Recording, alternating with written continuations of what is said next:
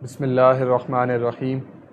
الصلاۃ والسلام علیک یا رسول اللہ وعلی آلک و اصحابک یا حبیب اللہ۔ ناظرین و سامعین، السلام علیکم ورحمۃ اللہ وبرکاتہ۔ ایک مرتبہ پھر پیش خدمت ہے سوال و جواب کی نشست بعنوان ہم اور آپ علامہ اوکاڑوی کے ساتھ، جس میں آپ اپنے شرعی مسائل کے بارے میں رہنمائی حاصل کر سکیں گے حضرت علامہ مولانا ڈاکٹر کوکب نورانی اوکاڑوی صاحب دامت برکاتہم العالیہ سے۔ آپ ایک عرصہ دراز سے دنیا بھر میں مسلک حق کے حقیقی ترجمان کی حیثیت سے خدمات سر انجام دے رہے ہیں۔ آئیے ہم مل کر انہیں خوش آمدید کہتے ہیں۔ السلام علیکم ورحمۃ اللہ وبرکاتہ۔ جی وعلیکم السلام، اور تمام ناظرین و سامعین کو بھی السلام علیکم ورحمۃ اللہ وبرکاتہ۔ آپ لوگ اپنے سوالات کامنٹ سیکشن کے ذریعے بھیج سکتے ہیں۔ انشاءاللہ ہماری پوری کوشش رہے گی کہ کم سے کم وقت میں زیادہ سے زیادہ سوالات علامہ صاحب تک پہنچائیں۔ اگر آپ کی آئی ڈی اپنے اصل نام کے ساتھ نہیں تو آپ سوال کے ابتدا میں اپنا نام اور اپنے شہر کا نام لکھ کر بھیج دیجئے، انشاءاللہ سوال شامل کر لیا جائے گا۔ اسی دوران کہ آپ کے سوالات آنا شروع ہوں، واٹس ایپ اور پیج ان باکس کے ذریعے جو سوالات اب تک موصول ہوئے ان سے آغاز کریں گے۔ اویس گل عطاری صاحب کا سوال، افغانستان کی جو موجودہ صورتحال ہے اس حوالے سے بحیثیت مسلمان ہمارا کیا موقف ہونا چاہیے؟ بسم اللہ والحمد للہ والصلاة والسلام علی رسول اللہ۔ ہر مسلمان دنیا بھر میں جہاں کہیں ہو، جب میں مسلمان کہتا ہوں تو میری مراد جو سچے مسلمان ہیں وہ سارے مل کر ایک جسم کی طرح ہیں۔ کسی ایک عضو جس کو آپ پارٹ کہتے ہیں اس میں تکلیف ہو، پورا جسم درد محسوس کرتا ہے۔ بحیثیت مسلمان ہم لوگ دنیا بھر کے تمام مسلمانوں کے لیے بھلائی چاہتے ہیں، امن چاہتے ہیں، عزت چاہتے ہیں، اور ایک دوسرے کے ہمدرد ہیں۔ موجودہ دور میں ملکی سطح پر بین الممالک، جس کو آپ انٹرنیشنل کہتے ہیں، تعلقات کی اور معاملات کی ویلیوز اور جو شرائط ہیں وہ ان کی کابینہ پارلیمنٹ طے کرتی ہے۔ گورنمنٹ کی پالیسی کیا ہے، کیا نہیں ہے، کون سا طبقہ، اس کا کیا بیک گراؤنڈ، کیا سلوک، میں اس حوالے سے اپنے اس فورم پر کوئی ایسی گفتگو نہیں چاہتا۔ میں شرعی سوالوں کا جواب دیتا ہوں اور شریعت کے مطابق دیتا ہوں۔ ایک تاریخ ہے 40 سال کی، کیا کیا سلوک ہوئے، کس کے ساتھ ہوئے۔ تاہم ایک مسلمان کی حیثیت سے یہی چاہوں گا کہ مسلمان دین کے پابند ہوں، شرعی تعلیمات کی پابندی کریں۔ ہمارے ہاں دین پر مرنے کے لیے تو لوگ تیار ہیں، دین پر عمل کرنے کے لیے تیاری نظر نہیں آتی۔ وہاں کے لوگ بھی جو ہیں ان کا ماضی کیا رہا ہے، کیا نہیں ہے، اس حوالے سے بہت سی ڈیٹیلز، بہت سی تفصیلات ہیں۔ اللہ کرے ہمارا وطن جو لیا ہی اسلام کے نام پر ہے، پاکستان، اسلامی جمہوریہ پاکستان، جہاں سپریم لا کتاب اللہ اور سنت رسول اللہ صلی اللہ علیہ وسلم، ہم آج تک 74 برس میں یہاں شریعت نافذ نہیں کر سکے۔ ہماری کوتاہی ہے۔ ہم لوگ کس مزاج کے ہیں، کیا ہمارے احوال ہیں، ہم دوسروں کی کتنی نقالی کرتے ہیں، دوسروں کی کتنی چیزوں کو اپنائے ہوئے ہیں۔ تو میں یہی کہوں گا کہ ایک مسلمان کی حیثیت سے ہم سب کو دوسرے مسلمانوں کا خیال ہے، مگر پالیسیاں طے ہوتی ہیں حکومتوں کے درمیان۔ ایک مسلمان کا مسلمان کے لیے وہی خیال ہونا چاہیے جو قرآن اور سنت نے تعلیم کیا ہے۔ اگلا سوال سائمہ سرور صاحبہ کا، اگر لگاتار 3 جمعے چھوڑ دیے تو کیا اب دائرہ اسلام سے خارج ہو جائے گا؟ یہ بات اصل میں لوگوں نے سمجھی نہیں۔ جمعہ مسلمانوں کی شوکت کا، ان کی قوت کا اظہار ہے۔ اس پر ہمیں بہت زیادہ ثواب بھی بتایا گیا۔ ایک جمعہ پڑھ کر دوسرے جمعے کا انتظار کرنا، اس کے لیے تیاری کرنا، تو پورے ہفتے کیا ثواب ملتا ہے، گناہ معاف ہو جاتے ہیں ہفتہ بھر کے۔ مگر وہ شوق اب نظر نہیں آتا، لوگ بہت کیجول لیتے ہیں اس کو۔ اس کیجول کا مطلب آپ سمجھتے ہوں گے، یعنی سرسری لیتے ہیں اس کو، اس کی اہمیت نہیں سمجھتے۔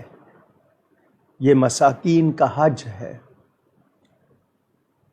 مسلمان کو جمعے کا مقصد بھی سمجھنا چاہیے اور اس کو اپنی ذمہ داری بھی سمجھنا چاہیے، مگر ایسا نہیں ہے، حکمرانوں کی طرف سے بھی نہیں ہے، ماحول میں بھی نہیں ہے۔ ہمارا میڈیا، خاص طور پر سرکاری میڈیا، جو کچھ دکھا رہا ہے، کر رہا ہے، وہ بھی ہمارے سامنے ہے۔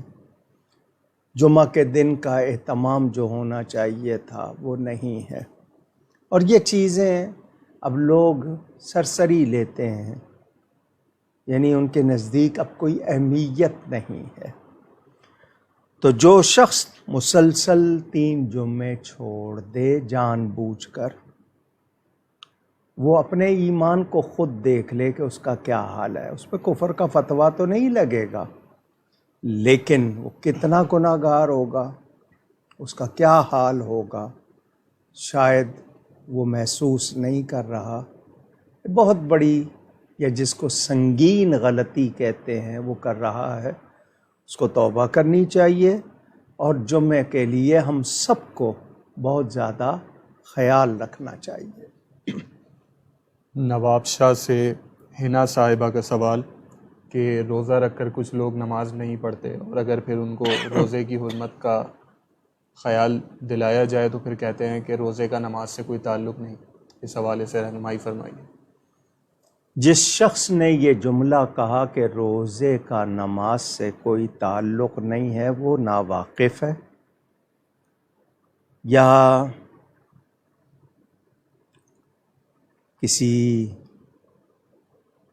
میں تو اس پر یہ نہیں کہنا چاہتا، ہو سکتا ہے اس کو علم نہ ہو، اور اگر جان بوجھ کر ایسا کر رہا ہے تو اس کو معلوم ہونا چاہیے کہ یہ ارکان اسلام ہیں۔ جو روزہ رکھ کر نماز نہیں پڑھتا، اس کو بھوکے پیاسے رہنے کے سوا کچھ نہیں ملتا۔ نماز فرض ہے، سوائے اس شخص کے جو ہوش میں نہیں ہے، جس کو آپ کہہ دیں سینسز میں نہیں ہے، یا جس کی ایسی حالت ہے کہ آپ اس کے لیے کہہ دیں کہ یہ اس قابل نہیں ہے، ورنہ نماز کسی طرح بھی معاف نہیں۔ کھڑے ہو کے نہیں پڑھ سکتا، بیٹھ کے پڑھے، بیٹھ کے نہیں پڑھ سکتا، اشاروں سے پڑھے، میدان جنگ میں معاف نہیں ہے۔ تو اس کا یہ کہنا کہ روزے سے نماز کا کوئی تعلق نہیں، یہ اگر میں کھلے لفظوں میں کہوں تو یہ جہالت ہے.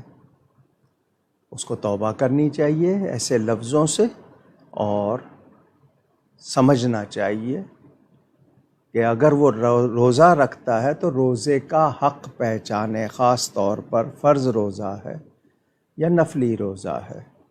نماز معاف نہیں ہے. نماز نہیں پڑھیں گے، روزہ آپ نے رکھ لیا، بھوکے پیاسے رہے، کوئی ثواب نہیں. عثمان علی صاحب کا سوال کہ سلام کا جواب دینے کی کتنی اہمیت ہے شریعت میں، اور سلام سن کر اس کا جواب نہ دینے پر کیا گرفت ہے؟ مسلمان کو مسلمان پر سلام کرنا، اس کے لیے کہا گیا جو سوار ہے وہ پیدل کو، جو محفل میں آئے وہ وہاں موجود لوگوں کو، بڑا ہو یا چھوٹا ہو، سلام کرنا چاہیے. مسلمان کو سلام کرے، گھر میں داخل ہوں گھر والوں کو سلام کریں. اس کا تو رواج ہی نہیں ہے ہمارے ہاں. خاص طور پر بیوی سلام کر لے، میاں صاحب بیوی کو سلام نہیں کرتے. اکثر ایسا بھی ہوتا ہے، میں کیوں کروں وہ کرے، یا بچے کریں ہم نہیں کریں. حضور صلی اللہ علیہ وسلم والی کونین سلام میں پہل کرتے تھے. جتنی آواز میں کوئی سلام کرے آپ جواب اتنی آواز میں دیں کہ وہ سن سکے. آپ پر واجب ہو جاتا ہے جواب دینا. مسلمان کو، جو مسلمان نہیں ہے اس کے لیے یہ حکم نہیں ہے. اگر غیر مسلم آپ کو سلام کرے تو آپ نے صرف وعلیکم کہنا ہے، اس کے سوا کچھ نہیں کہنا. کوئی بدعقیدہ آپ کو کرے، لیکن سلام کا جواب نہ دینا تکبر کی علامت ہے، بہت غلط بات ہے. اور مسلمان کو، یہ تو محبت کی چابی تھی، ہم نے پتہ نہیں کہاں اپنے آپ سے کھو دی ہے. یہ تو ہمیں خیال رکھنا چاہیے اور سلام پھیلانا چاہیے.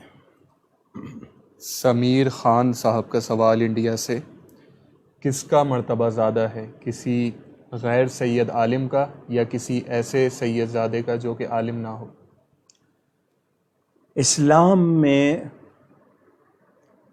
وَجَعَلْنَاكُمْ شُعُوبًا وَقَبَائِلَ لِتَعَارَفُوا إِنَّ أَكْرَمَكُمْ عِنْدَ اللَّهِ أَتْقَاكُمْ کا بیان واضح ہے. یہ قبیلے، یہ خاندان تعارف کے لیے، پہچان کے لیے ہیں. اللہ کے نزدیک عزت والا وہ جو زیادہ پرہیزگار ہے، متقی ہے، تقوی والا ہے، گناہوں سے بچنے والا، اللہ سے ڈرنے والا. فضیلت نسب، خاندانی طور پر سید ہونا، اولاد رسول ہونا بڑے اعزاز کی بات ہے. مگر سید یہ چاہے کہ میری تکریم ہو، لوگ مجھے اہمیت دیں، تو یہ غلط بات ہے. ہاں، مسلمان نسبت رسول کی وجہ سے اس کا احترام کریں، اس سے پیار کریں، یہ بہت اچھی بات ہے. فضیلت علم فضیلت نسب سے زیادہ ہے. میرے نبی پاک صلی اللہ علیہ وسلم کے ارشاد کے مطابق کہ نبیوں کی وراثت علم ہے اور علماء وارثان انبیاء ہیں. ہم سید کا احترام کریں گے مگر عالم ہونے کی وجہ سے، اس کے علم کی وجہ سے. اگر وہ عالم حق ہے تو وہ فضیلت والا ہے. اورنگزیب عالمگیر صاحب کا سوال، فوت شدہ مسلمان کے تمام رشتہ دار 3 دن سوگ کریں گے، کیا زوجین کے متعلق بھی یہی حکم ہے یا کچھ مزید تفصیل ہے؟ آپ کے سوال نے مجھے تھوڑا سا الجھایا ہے. زوجین کا کیا مطلب؟ یعنی اگر شوہر وفات پا جاتا ہے تو بیوی 4 مہینے 10 دن 130 دن عدت میں رہتی ہے. بیوی وفات پا جائے تو شوہر بھی 3 دن تک کا سوگ کرے گا. اب زوجین کا الگ سے کوئی مسئلہ آپ نے پوچھا ہے، وہ مجھے نہیں معلوم، آپ واضح کریں سوال میں. کسی کی موت کا سوگ شرعی طور پر 3 دن ہے، یعنی 3 دن اگر گھر میں وہ کچھ نہیں پکاتے ہیں تو رشتہ داروں کو چاہیے، پڑوسیوں کو چاہیے کہ ان کو کھلائیں، کہ وہ اس وقت غم میں ہیں. اگر وہ کچھ چولہا جلا لیں تو یہ حرام نہیں ہو جائے گا، منع نہیں ہو جائے گا. گھر میں آئے ہوئے ہیں، میڈز ہیں، ماسیاں ہیں، کام کرنے والی ہیں، چولہا جلتا ہے، کھانا پکتا ہے، کوئی حرج نہیں. لیکن نہیں اگر وہ پکاتے تو دوسروں کو چاہیے. ہم تو ان سے مطالبہ کرتے ہیں نا کہ وہ دیگیں پکوائیں اور ہمیں کھلائیں. یہ ہم نے غلط رواج ڈال دیا ہے. 3 دن ہمیں ان کو کھلانا چاہیے اصولاً جو بات ہے.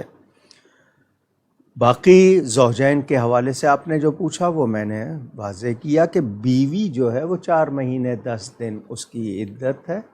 شوہر کے لیے بھی وہی 3 دن کا سوگ ہوگا اگر بیوی کی وفات ہو جاتی ہے. اس کے علاوہ کوئی بات ہے تو آپ واضح کریں، میں اس کا جواب پیش کر دوں گا. فقیر قادری صاحب کا سوال: غسل خانے میں کچھ بھی بولنے سے کیوں منع کیا گیا ہے؟ اور ان کا دوسرا سوال کہ کیا ستر کھولنے کے بعد فرشتے کندھے سے ہٹ جاتے ہیں؟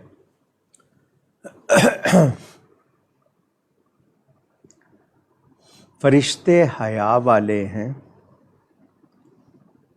وہ کندھوں پہ بیٹھے ہوئے نہیں ہیں. کندھوں پر ان کی جگہ بتائی گئی ہے کہ آپ کے دونوں کاندھوں پر. اس کا مطلب یہ نہیں کہ وہ آلتی پالتی مار کے بیٹھے ہوئے ہیں. وہ نور ہیں اور وہ بہت حیا والے ہوتے ہیں. آپ کو اگر آپ کا سطر کھل جاتا ہے، یعنی ناف سے نیچے کا حصہ آپ کھول لیتے ہیں، پاجامہ وغیرہ اتار لیتے ہیں، تو اس کا یہ مطلب نہیں کہ وہ اس طرح ہٹ جاتے ہیں. رحمت کے فرشتے اس وقت آپ کے قریب نہیں ہوتے ہیں، لیکن وہ فرشتے موجود اس لحاظ سے کہ وہ نگرانی، ان کی جو کام ہے، ڈیوٹی، وہ کر رہے ہوتے ہیں. باقی رہا کہ واش روم، غسل خانہ، طہارت خانہ، وہ جگہ گفتگو کرنے کی نہیں ہوتی. وہاں زیادہ دیر گزارنا وہ بھی غلط ہوتا ہے. صرف آدمی اتنی دیر رہے جتنی دیر ضرورت ہے. کچھ لوگ لمبا پروگرام بنا کے بیٹھ جائیں، اخبار پڑھتے رہیں وہاں، یہ غلط باتیں ہیں. تو وہاں گفتگو کرنے سے منع کی کئی وجوہات ہیں. ایک تو یہ کہ آپ وہاں پر جس کام کے لیے گئے ہیں وہاں کریں. وہاں پر بات کرنا منع کہ ایک تو وہ خبائث یعنی پلید تمام چیزوں کی جگہ ہے. دوسرا یہ کہ وہاں پر آپ جس حال میں ہیں اس حالت میں گفتگو منع ہے. تو آپ اس بات کو سمجھیں. یہ آپ کے لیے میڈیکلی بھی، شرعی بھی، اخلاقی بھی اور حیا کے لحاظ سے بھی نادرست ہے. جو لوگ گاتے ہیں یا وہاں پر وہ کرتے ہیں، یہ غلط ہے. عمر عباسی صاحب کا سوال: حضرت امیر معاویہ رضی اللہ تعالی عنہ اور حضرت امام حسن رضی اللہ تعالی عنہ کی جو جنگ ہوئی تھی وہ کس بات پر ہوئی تھی؟ کاش کہ آپ ایسے سوال پوچھتے جو ہمارے کام آنے ہیں، جن کے ہم نے جواب دینے ہیں اللہ کی بارگاہ میں. ہم ان باتوں پہ بہت زیادہ انفسائز کرتے ہیں، زیادہ ان پر توجہ دیتے ہیں. سیدنا امام حسن رضی اللہ تعالی عنہ کو حضرت علی کرم اللہ تعالی وجہ الکریم کے بعد خلیفہ منتخب کیا گیا. صحابی رسول حضرت امیر معاویہ رضی اللہ تعالی عنہ دمشق شام میں تھے. ان کو وہاں پر انہوں نے یہ کہا کہ جب وہ ان کی ہوئی، انہوں نے وہاں پر لوگوں نے ان کو چن لیا، یعنی ان کی ایک الگ حکومت کا اعلان ہو گیا. اس طرح دو یعنی بیک وقت دو اشخاص یا دو لوگوں کا مسئلہ چل پڑا تھا.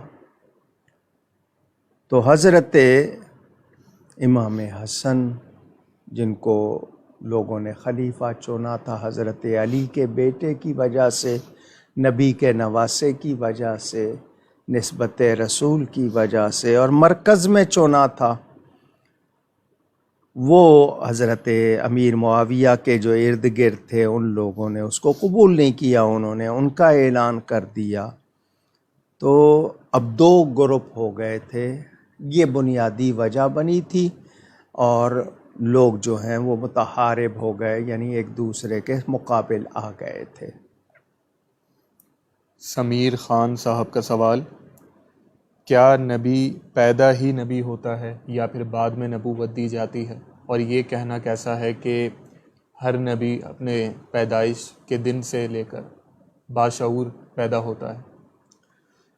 قرآن کریم اور احادیث کی روشنی میں ہمیں یہ معلوم ہوتا ہے عالم ارواح، یہ عالم اجسام ہے جس کو ہم دنیا کہتے ہیں، اس سے پہلے کی جو دنیا تھی، روحوں کی دنیا، اللہ تعالیٰ نے جن کو نبی بنانا تھا وہاں بنا دیا۔ وَإِذْ أَخَذَ اللَّهُ مِيثَاقَ النَّبِيِّينَ، النبیین الف لام داخل ہے، تمام نبی، اور یہ عالم ارواح میں اللہ نے ان سے میثاق لیا تھا، عہد لیا تھا۔ نبی پیدائشی نبی ہوتا ہے، اعلان نبوت جب اللہ کا حکم ہوتا ہے تب وہ کرتا ہے۔ حضرت عیسیٰ علیہ السلام نے پیدا ہوتے ہی کہا، انہوں نے کہا وجعلنی نبیّا، 1 دن کی یا 40 دن کی عمر ہے، انہوں نے ماں کی گود میں کلام کر کے کہا، اور نبی اللہ کی طرف سے علم دیا گیا، وَكُلًّا آتَيْنَاهُ حُكْمًا وَعِلْمًا۔ اظہار کب ہوتا ہے؟ یہ اللہ کی طرف سے ہے، لیکن یہ نبوت ان کو دی جا چکی عالم ارواح میں۔ اعلان کب کرنا ہے، اظہار کب کرنا ہے، یہ اللہ کی طرف سے ہوتا ہے، وہ جب اللہ کا حکم ہوتا ہے وہ کرتے ہیں۔ اگلا سوال رخسانہ صاحبہ کا، کرسی پہ نماز پڑھنے کا طریقہ بتا دیجیے۔ دوسری بات وہ پہلے کر دوں، لفظ نبی کے معنی ذرا لغت میں دیکھیے گا۔ النبی المخبر عن الغیب، نبی کہتے ہی غیب کی خبر دینے والے کو۔ لفظ نبی عربی زبان کا، اس کا بھی تو ترجمہ کیجئے، تو لفظ نبی خود بتا رہا ہے کہ وہ باخبر ہوتا ہے۔ یہ سوال جو آیا کرسی والا، یہ ہمارے ہاں کچھ عرصے سے کرسیاں شروع ہو گئیں۔ اس سے پہلے کیا ہوتا تھا، جو لوگ کھڑے ہو کر نہیں پڑھ سکتے تھے وہ سہارا لے کر بٹھا دیے جاتے تھے، ٹانگیں اگر ان کی وہ سکیڑ نہیں سکتے تھے تو پھیلا لیتے تھے، وہ بیٹھ کر اشاروں سے نماز پڑھتے تھے، رکوع سجدہ جتنا وہ جھک سکتے تھے جھکتے تھے۔ اب کرسی پر پڑھنا شروع کر دیا تو ایسا شخص جس کے گھٹنوں میں کمر میں تکلیف ہو وہ رکوع اور سجدہ ادا نہیں کر پاتا، تو وہ بیٹھنے لگ گئے۔ اب کرسی پر بیٹھنے کا وہی مسئلہ جس طرح کوئی بیٹھ کے نماز پڑھتا ہے کہ رکوع میں وہ تھوڑا جھکے گا، سجدے میں تھوڑا سا زیادہ جھکے گا۔ کچھ لوگ ہاتھ آگے کر لیتے ہیں، اس کی ضرورت نہیں ہے، آپ نے رکوع میں تھوڑا جھکنا ہے، سجدے میں تھوڑا سا زیادہ جھکنا ہے، اور اگر آپ سے اتنا بھی نہیں جھکا جاتا تو پھر آپ اشارے سے نماز پڑھیں گے۔ محمد عدنان صاحب کے سوالات، ان کا یہاں جو سوال آتا ہے نا کرسی پہ، وہ یہ کہ مسجد میں لوگ صف میں کرسی لگا لیتے ہیں اور پھر پہلے کھڑے ہوتے ہیں، تو جب وہ کھڑے ہوتے ہیں تو وہ سب سے آگے ہو جاتے ہیں۔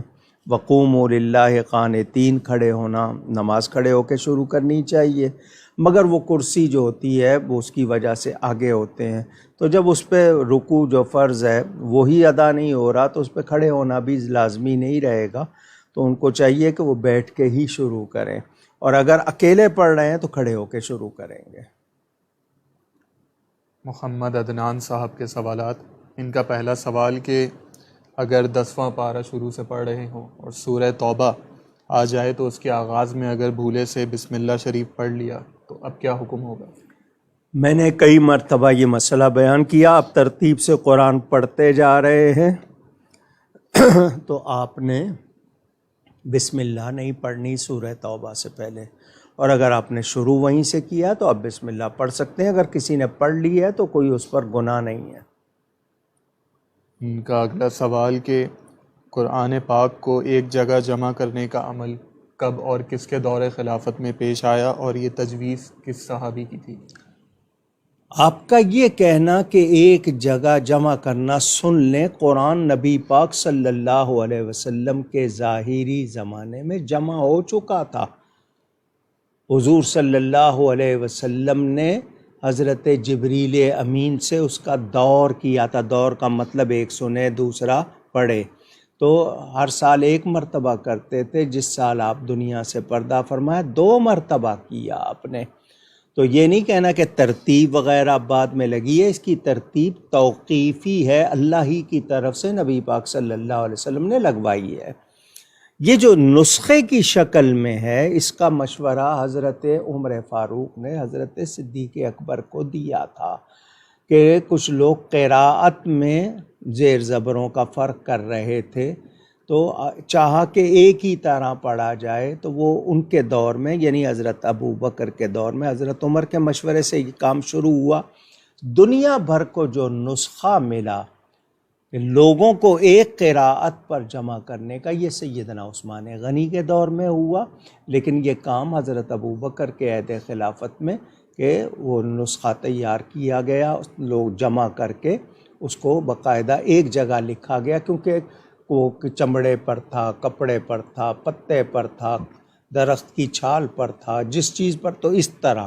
لیکن ترتیب نبی پاک صلی اللہ علیہ وسلم نے جو لگوائی تھی وہی. ان کا اگلا سوال کہ بعض اوقات انڈا توڑنے کے بعد کچھ سرخی سی ظاہر ہوتی ہے، تو کیا وہ چیز نکال کر انڈا کھایا جا سکتا ہے یا پھر پورا انڈا پھینکنا ہوگا؟ اس سرخی کی مقدار معمولی سی ہو تو وہ سرخی نکال دی جائے، کیونکہ وہ اگر زردی میں ہے تو آپ انڈا پھینک دیجئے، اور اگر وہ سفیدی میں ہے تھوڑی سی تو وہ نکال دیجئے اور انڈا استعمال کر لیجئے. حضرت امام زین العابدین رضی اللہ تعالی عنہ کی شہادت کس طرح ہوئی تھی؟ میرا خیال میں نے ابھی کچھ دن پہلے ائمہ کے بارے میں پوری تفصیل بیان کی تھی، اگر آپ کو یاد ہو. 12 اماموں کے حوالے سے ایک پروگرام خاص کیا تھا، اور اس میں بتایا تھا کہ اکثر کو زہر دیا گیا، قید کیا گیا، ان کو اتنا عرصہ قید میں اور ایسی قید میں رکھا گیا جو بیان کریں تو اور زیادہ تکلیف ہوتی ہے. نبی پاک کے گھرانے کے ساتھ مسلمان کہلانے والوں نے، بلکہ وہ لوگ جو نماز میں آل نبی پہ درود بھیجتے ہیں، انہوں نے ایک طرف کلمہ بھی پڑھے، درود بھی بھیجے، اور پھر ان کے ساتھ ایسا سلوک کیا. تو یہ بات میں تفصیل سے بیان کر چکا ہوں. زہر دینے کی باتیں یا ان کے ساتھ بدسلوکی، قید کی باتیں سنا چکا ہوں، آپ وہ تقریر سن لیجئے گا. اگلا سوال شکیلہ فیاض صاحبہ کا کہ میرا کون سا عمل زیادہ بہتر ہے، ایصال ثواب کی نیت سے غریب مستحق افراد کے گھر اشیاء ضروریہ پہنچانا، یا پھر تمام خاندان کے افراد کو جمع کر کے ایصال ثواب کرنا اور کھانا کھلانا؟ میں آپ کو کوئی بھی نیک کام سے منع نہیں کروں گا، لیکن یہ کہ کسی خاندان کی آپ مدد کرنا چاہتے ہیں تو ان کے کسی فرد کو نوکری لگوا دیں کہیں، تاکہ پورا ان کا مسلسل آمدنی کا انتظام ہو جائے، یا کچھ چھوٹا موٹا کام کر دیں کہ کمائی ہو جائے اور ان کو بار بار مانگنا نہ پڑے، کام کی عادت پڑے. تو آپ ایصال ثواب کرتے ہیں تو اس کے لیے کپڑا بھی دے سکتے ہیں، کنواں بھی کھدوا سکتے ہیں، کتابیں دے سکتے ہیں، علاج کرا سکتے ہیں، کسی کی شادی کا مسئلہ ہو اس کا خرچ دے سکتے ہیں، سارے کام ہیں. تو لوگوں کو جب ہم جمع کرتے ہیں تو اس میں کیا مستحق لوگ آتے ہیں یا آپ دعوت میں بلاتے ہیں خاص کو؟ تو اصل کھلانا تو مستحقین کو ہے. یہ ٹھیک ہے کہ دوسرے بھی اغنیا جن کو ہم کہتے ہیں وہ بھی کھا سکتے ہیں، یعنی جو مالدار ہیں وہ بھی کھا سکتے ہیں، مگر کھلانا تو چاہیے مستحقین کو جن کو نہیں ملتا. مگر ہمارے ہاں الٹا معاملہ ہے، دعوت اس میں بھی خاص ہوگی، ہر کسی کو آنے کی اجازت نہیں، اگر کوئی آ جائے تو اس کو کہیں گے بیٹھو بعد میں دیں گے. اس طرح نہیں ہونا چاہیے، ان کو عزت کے ساتھ بٹھایا جائے یا ان کو دیا جائے. اگر آپ نے کرنا ہے اس طرح، ایک دیگ آپ اپنے لیے پکا لیں، ایک دیگ ان کے لیے بنائیں، ان کو دیا جائے، مستحقین کو نہیں دیا تو پھر مزہ نہیں آیا. یعنی آپ نے اغنیا کو ہی کھلایا، ثواب پہنچتا ہے، مگر جن کو نہیں ملا ان کو کھلائیں گے تو ان کے دل سے دعائیں نکلیں گی، اس کا فائدہ زیادہ ہوگا. تو تمام طریقے درست ہیں. افضل تو سب سے زیادہ صدقہ پانی کا ہے کہ جہاں پانی نہ ہو وہاں پانی کا انتظام کیا جائے. مسجد نہیں ہے، مسجد بنوائی جائے، قرآن دینی کتابیں دی جائیں، پڑھنے کے لیے طلباء کے خرچے دیے جائیں. مثلا کسی مدرسے میں نادار بچے پڑھتے ہیں، آپ کہیں کہ جی 2 بچوں کا خرچ میں لیتا ہوں اپنے ذمے، اس طرح کریں، وہ زیادہ اچھی بات ہے. لیکن آپ ایصال ثواب کے لیے محفل بھی کریں تو وہ بھی غلط نہیں ہے. جس میں آپ کو آسانی ہے زیادہ سے زیادہ کریں، اللہ تعالیٰ قبول فرمائے. آمین. ان کا دوسرا سوال کہ میں نماز کے دوران درود ابراہیمی میں نبی پاک صلی اللہ علیہ وسلم کے نام سے پہلے سیدنا کا اضافہ کر لیتی ہوں، تو کیا یہ مستحب ہے؟ بہت زیادہ مستحب کے معنی پسندیدہ، بہت اچھی بات ہے. ہمارا معمول ہے، ہم دیکھیں کسی کو ہم پکارتے ہیں تو صاحب بھی کہتے ہیں، جناب بھی کہتے ہیں. میں نبی پاک صلی اللہ علیہ وسلم کا نام لوں تو سیدنا کیوں نہ کہوں؟ اگر آپ کہتی ہیں تو بہت اچھا کرتی ہیں. اللہ ہم سب کو توفیق دے. آمین. اگلا سوال گجرات انڈیا سے وقاص صاحب کا، مسجد کی پیٹی میں سے پیسے چینج کرنا کیسا ہے؟ چینج کرنے کا کیا مطلب؟ آپ بازار کا نوٹ دے کے 100 کے نوٹ لے لیے، یہ مراد ہے؟ یا آپ نے ان سے کہا کہ سکے مجھے دے دو، تو اس میں کوئی حرج نہیں ہے. نوٹ اصلی ہو آپ کا، پیسے اصلی ہوں. اگر آپ ان سے کہہ رہے ہیں کہ جی ٹھیک ہے، اکثر مسجد والے بھی سکے جا کے دے دیتے ہیں، نوٹ لے لیتے ہیں، تو صرف بدلنا اس لحاظ سے کہ آپ وہ کہہ رہے ہیں جب وہ چندہ کر جمع کر کے گننے بیٹھے ہیں، آپ ان سے کہیں کہ جی یہ بڑا نوٹ لے لیں، مجھے چھوٹا اس کا دے دیں. صرف کہتے ہیں آپ، یا اس کو ریزگاری چاہیے یا مجھے بدل میں چھوٹے نوٹ، تو یہ کر سکتے ہیں. مگر یہ نہیں ہوگا کہ آپ وعدے پہ کہ میں لے جاؤں بعد میں دوں گا، نہیں، اسی وقت کیجئے گا. اور وہ مطلب اصل چیز اماؤنٹ ہوتی ہے، وہ سکہ مراد نہیں ہوتا، اس کا اماؤنٹ یعنی اس کی ویلیو کیا ہے. تو آپ نے 1000 دیے ہیں تو 1000 ہی لیں. یہ نہیں ہوگا کہ اس میں آپ کہیں کہ جی ایک زیادہ یا کم، بسے آپ ڈالتے ہیں اس میں کہ 10 میرے اس طرف سے مسجد میں رکھ لیں، وہ اور بات ہے، لیکن وہیں دیں اور وہ بدلوا لیں، وہ مسئلہ نہیں ہے. ان کا اگلا سوال کہ کوئی اگر امانت کے طور پر کچھ رقم ہمارے پاس رکھ گیا ہو تو کیا اب اسے استعمال کر سکتے ہیں؟ اس سے پوچھے بغیر نہیں. جس وقت اس نے امانت رکھوائی تھی آپ اس سے پوچھیں کہ میں استعمال کر سکتا ہوں، تو میں جب مانگ ضرورت ہوگی تو میں دے دوں گا، اگر وہ اجازت دے تو. کیونکہ امانت میں آپ امین ہیں اور مالک کی اجازت کے بغیر آپ اس میں نہیں کر سکتے. اگلا سوال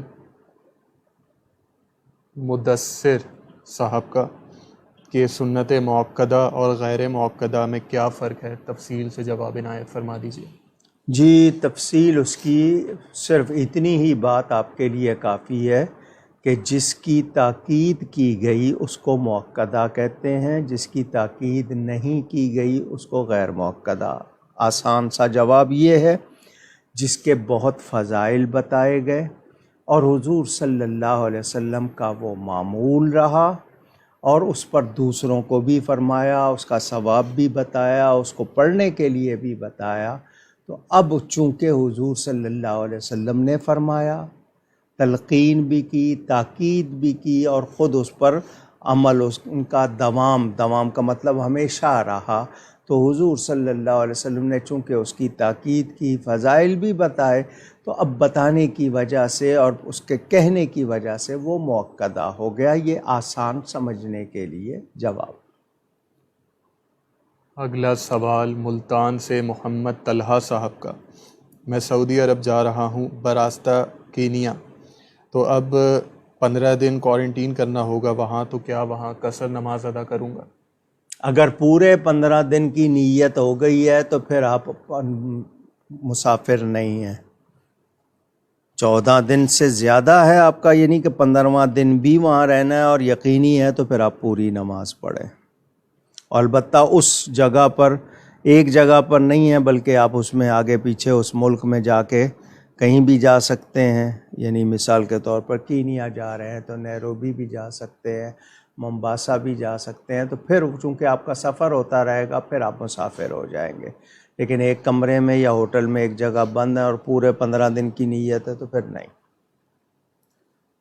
طارق صاحب کا سوال: حضرت شیخ عبدالحق محدث دہلوی رحمۃ اللہ علیہ نے جس بزرگ ہستی کے حکم سے شرح مشکات اور دیگر کتب تحریر فرمائیں، حضرت سیدنا شاہ ابو المعالی کرمانی رحمۃ اللہ علیہ، ان کا کچھ تعارف پیش کروا دیجئے.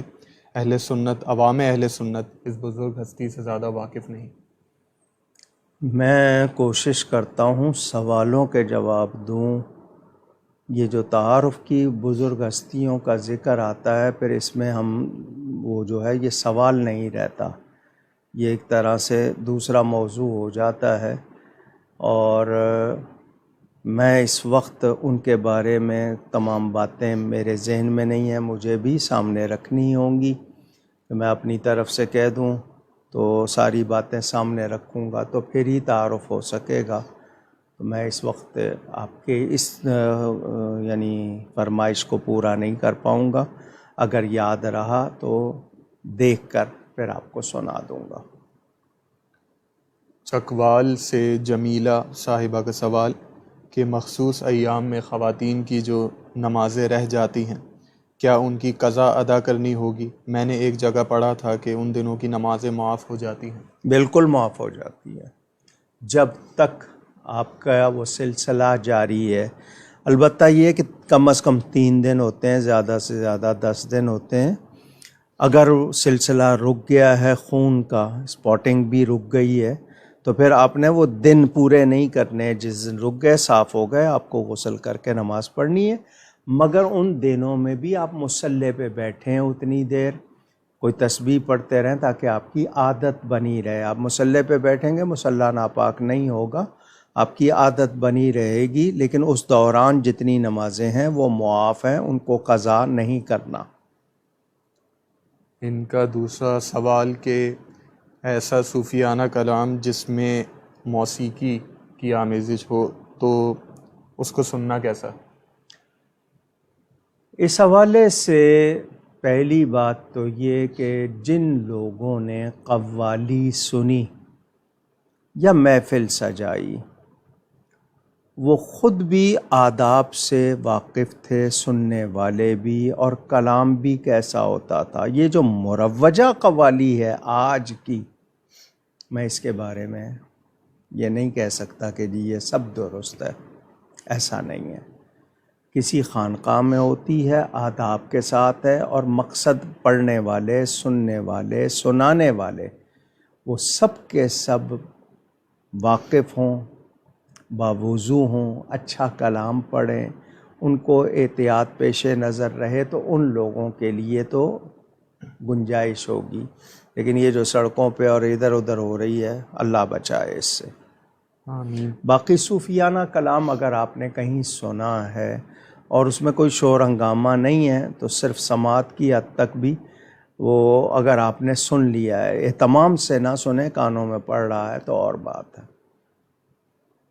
آصف فاروقی صاحب کویت سے، ان کا سوال کہ تلبینہ کیا ہے اور کیا اسے پڑھنا سنت ہے؟ تلبینہ پڑھا جاتا ہے کیا؟ تلبیہ ہے یا تلبینہ ہے؟ انہوں نے تلبینہ لکھا ہے. تلبینہ تو غذا ہے، جو سے بنائی جاتی ہے، جو اور گھی وغیرہ ڈال کے بنائی جاتی ہے. تلبیہ جو ہے لبیک اللہم لبیک، یہ پکارنے کو ہے. اور یہ عمرہ اور حج پہ جاتے ہوئے اگر آپ کا ویسے بھی دل چاہ رہا ہو پکارنے کو تو ان کلمات کو آپ پکار سکتے ہیں، وہ تلبیہ ہے. تلبینہ تو غذا ہے. آصف خان صاحب کا سوال ممبئی انڈیا سے، بچوں کے کان میں اذان دینے کا طریقہ کیا ہے اور کب دینی چاہیے؟ بچہ جب پیدا ہوتا ہے تو اس کو فوراً موسم کے لحاظ سے پانی، ٹھنڈے پانی سے نہیں، نیم گرم پانی، اگر سردی ہے تو مناسب جو ہے بچہ چونکہ اس کو بھی اسی طرح سردی گرمی لگتی ہے، اسے فوراً نہلا دیا جاتا ہے۔ نہلانے کے بعد دائیں کان میں اذان اور بائیں کان میں اقامت۔ درود شریف پڑھ لیں اول آخر، بہت اچھی بات ہے۔ دائیں کان میں اذان اور بائیں کان میں اقامت، جس کو تکبیر بھی کہتے ہیں، وہ کہی جاتی ہے۔ کچھ لوگ 4 مرتبہ اذان، 3 مرتبہ اقامت، اور نہیں تو 7 دن تک صبح و شام، تاکہ شیطان کو بچے میں راہ نہ ملے۔ یہ اذان کہنے میں دیر نہیں کرنی چاہیے۔ کچھ ہوتا ہے بچوں کو فوراً جی مشین میں ڈال دیا، اب 3 دن کے بعد مل رہا ہے تو بچے میں کمی رہ جاتی ہے، پھر ساری عمر آپ لوگ دواؤں میں لگے رہتے ہیں۔ تو اذان دینے میں اگر وہ کہیں جی مشین میں ڈالنا ہے، ابھی نہلانے نہیں دینا، آپ اذان کہہ دیں، دائیں کان میں اذان بائیں میں تکبیر ضرور کہہ دیں، اس میں دیر نہ کریں۔ اور وہ کوئی بھی کہہ دے، اگر بالفرض کوئی مرد موجود نہیں ہے تو عورت بھی کہہ لے، لیکن بہتر ہو کہ کوئی نیک اچھا شخص جو صحیح طرح تلفظ رکھتا ہو، پاکیزہ ہو، باوضو ہو، وہ کہہ دے۔ محمد آصف صاحب کا سوال، امام کی اگر داڑھی چھوٹی ہو تو کیا اس کے پیچھے نماز ادا کی جا سکتی ہے؟ حد شرع جس کو قبضہ کہتے ہیں، یعنی اگر چن پہ ہاتھ رکھیں یوں تو 4 انگلی، اور نہیں تو پوری، جس کو مٹھ بھی کہتے ہیں، قبضہ کہتے ہیں، یہ کم از کم ہونی چاہیے۔ اس سے کم جو ہے وہ ہمارے تمام فقہاء نے لکھا۔ خود اصل میں اس میں تو کوئی اور شرط ہی نہیں، خود نبی پاک صلی اللہ علیہ وسلم کی داڑھی مبارک کتنی تھی، اس کے بعد تو پوچھنا ہی نہیں چاہیے۔ حضور صلی اللہ علیہ وسلم جنہوں نے اللہ کے حکم سے رکھی اور ان کی سنت ہے یہ، تو اس کو دیکھا جائے کہ وہ کتنی تھی۔ اب اس سے کم رکھنے کا مطلب کیا ہے؟ تو اگر کوئی عادتاً حد شرع سے کم رکھتا ہے تو اس کو کہا جائے گا کہ داڑھی پوری کریں۔ ہمارے فقہاء کے نزدیک اس کے پیچھے نماز پڑھنا مکروہ تحریمی واجب الاعادہ، یعنی اس کے دہرانا لازمی ہوگا، بشرطے کہ وہ صحیح عقیدے والا ہو۔ اگلا سوال طلحہ صاحب کا اسلام آباد سے، کہ اگر کوئی قرآن شریف پڑھانے والا ہدیہ وصول کرے اور بعد میں وہ یہ نیت کرے کہ میں اسے دینی کام میں خرچ کروں گا، لیکن اس نیت کرنے کے بعد کیا وہ اپنے ذاتی استعمال میں لے سکتا ہے وہ رقم؟ پہلی بات سمجھ لیجئے، واز کرنا، تقریر کرنا، خطاب کرنا دین کے حوالے سے، نعت شریف پڑھنا، قرآن پڑھنا، دینی کتاب پڑھانا، اذان دینا، امامت کرنا، ان کا کوئی معاوضہ نہیں۔ سن لیا آپ نے؟ ان کا کوئی معاوضہ نہیں۔ یہ جو آپ پیش کرتے ہیں، اب امام مؤذن کو آپ نے پابند کر دیا، مسجد میں رہنا ہے، 5 وقت موجود ہونا ہے، وہ کہیں اور جا نہیں سکتا، تو اس کا بھی تو پیٹ ہے، تو آپ اس کو پابند کرنے کا اس کے وقت کا دیتے ہیں۔ اسی طرح کوئی وقت کا اگر لیتا ہے معاوضہ، وقت دیتا ہے، اپنی توانائی لگاتا ہے، آتا ہے جاتا ہے، کرایہ وغیرہ، وہ لے سکتا ہے۔ لیکن ان کا یہ سمجھ کر وہ اگر پڑھاتا ہے تو پڑھانے کا نہیں، آنے جانے کا، وقت دینے کا وہ پیسہ لے سکتا ہے، مگر ان کی کوئی اجرت نہیں ہے۔ لیکن اس کو بھی کاروبار نہیں بنایا جائے گا۔ ہم لوگ خود خدمت کرتے ہیں کہ یہ لوگ چونکہ اور کوئی کام نہیں کرتے، یہ اسی میں مشغول رہتے ہیں، اور جو دین پھیلانے والے ہیں، خطاب کرنے والے، یہ حدیث شریف کے مطابق ملتا ہے کہ ان کا رزق دنیا بھر میں پھیلا دیا گیا۔ تو جب یہ جاتے ہیں، لوگ خدمت کرتے ہیں، تو یہ ان کا رزق ہے جو لوگوں کی جیب سے نکلتا ہے۔ لیکن یہ جو فیشنی معاملہ ہے، میں اس کا ذکر نہیں کر رہا ہوں، یہ جو کمرشلائز ہوئے اس کا ذکر نہیں کر رہا ہوں۔ انڈیا سے حرمین شریف صاحبہ کا سوال، قرآن کے 30 پارے کے نام کیا نبی پاک صلی اللہ علیہ وسلم نے رکھے یا پھر بعد میں کسی صحابہ کرام میں سے کسی نے؟ یہ پارے فارسی کا لفظ ہے، ٹکڑے، پارا ایک ٹکڑا، سی فارسی میں 30 کو کہتے ہیں، 30 کو، تو سی پارے، 30 پارے، 30 ٹکڑے۔ یہ نبی کریم صلی اللہ علیہ وسلم کے ظاہری زمانے میں نہیں تھے، بعد میں کیے گئے۔ جن لوگوں کو بدعت بدعت کہنے کا بہت شوق ہے وہ اس کو کیا کہیں گے؟ وہ کہتے ہیں نا جو حضور صلی اللہ علیہ وسلم کے ظاہری زمانے میں جو چیز نہیں تھی اور وہ بدعت ہے، تو یہ 30 پارے یعنی قرآن کی تقسیم ان پاروں میں ظاہری زمانے میں نہیں تھی، منزلیں تھیں قرآن کی یا صورتیں تھیں، تو اس طرح 30 ٹکڑے نہیں ہوئے تھے، یعنی تقسیم نہیں ہوئی تھی۔ تو یہ پارے جو پہلا اس کے حروف ہے یا پہلا لفظ ہے یا 2 لفظ ملا کر یہ بعد میں نام رکھ لیے گئے، کیونکہ وہ تقسیم کیا گیا تو اس کے الفاظ جو ابتدائی تھے وہ رکھ دیا ان لوگوں نے۔ تو یہ حضور صلی اللہ علیہ وسلم کے ظاہری زمانے میں یہ 30 پاروں میں تقسیم اس طرح نہیں تھی۔ اگلا سوال صعیبہ منصور صاحبہ کا کہ کیا یہ بات درست ہے کہ جب کوئی شخص انتقال کر جاتا ہے تو جو ارد گرد اس کے لوگ رو رہے ہوتے ہیں تو وہ اس کو حالت خواب جیسا محسوس کرتا ہے، لیکن جب وہ قبر میں اٹھتا ہے تو اسے احساس ہوتا ہے کہ وہ خواب نہیں تھا بلکہ وہ حقیقتاً انتقال کر چکا ہے؟ یہ سوال پہلی مرتبہ سنا ہے۔ ہمیں یہ بتایا گیا ہے شریعت کی تعلیم، میں نے کتاب لکھی ہے قبر کے احکام اور آداب، اس میں یہ کچھ تھوڑی سی بات آئی ہے۔ جس وقت روح نکل جاتی ہے تو وہ فرشتوں کے پاس ہوتی ہے اور وہ باڈی کے پاس ہوتے ہیں۔ آپ لوگ ڈیڈ باڈی کہنے کے عادی ہیں انگلش والے، میت عربی کا لفظ ہے، ہمارے ہاں اگر کوئی نیک ہو تو ہم اس کے لیے جسد کا لفظ کہہ دیتے ہیں، آگے پاک جسد یا کوئی لفظ لگا دیتے ہیں۔ تو جو باڈی ہے اس کے پاس ہی فرشتے ہوتے ہیں۔ اگر نیک روح ہے تو وہ خوشبودار اچھے سلکی یعنی بہت ویلیویبل کلاتھس میں وہ روح لیے ہوتے ہیں، اور اگر وہ اچھا نہیں ہوتا، گناہ گار ہوتا ہے، تو پھر وہ جس کو ہم ٹاٹ کہتے ہیں، کیا کہیں گے انگلش میں ٹاٹ کو؟ کوئی لفظ ہے آپ لوگوں کے ذہن میں؟ وہ بہت کوئی رف سا کپڑا ہوتا ہے، اس پہ ڈامر جس کی آپ یہ ٹارکول جو کہتے ہیں اس ٹائپ کا وہ ہوتا ہے، اس میں لیے ہوتے ہیں۔ تو وہ روح دیکھ رہی ہوتی ہے، یعنی جسم جو ہے وہ تو ٹھیک ہے اس سے روح نکل گئی، مگر جو لوگ کہہ رہے ہیں سن رہے ہیں وہ سب وہ سن بھی رہا ہے دیکھ بھی رہا ہے، کیونکہ اصل طاقت روح کی ہوتی ہے، سول کی، اسپرٹ کی۔ تو جو نیک روح ہوتی ہے وہ کہتی ہے مجھے جلدی لے چلو، اور جو برا ہوتا ہے آدمی گناہ گار وہ کہتا ہے مجھے کہاں لے کے جا رہے ہو، اس کے وہ رو رہا ہوتا ہے کہاں لے جا رہے ہو، اس کو پتہ ہے کہ آگے کیا ہونا ہے، تو وہ سن بھی رہا ہے دیکھ بھی رہا ہے۔ آپ پانی ڈالتے ہیں تو گرمی سردی کا اثر اگر آپ کنگھی کریں اس کی تو بال کھینچیں گے، تو جس طرح زندہ کو تکلیف ہوتی ہے اس کو بھی ہوتی ہے۔ تو اس حوالے سے اتنا تو ہے۔ باقی یہ ہے کہ جی جب وہ قبر میں جائے گا اس کی روح اس کے جسم میں پھر لوٹا دی جاتی ہے، اسی لیے اس سے سوال ہوتے ہیں۔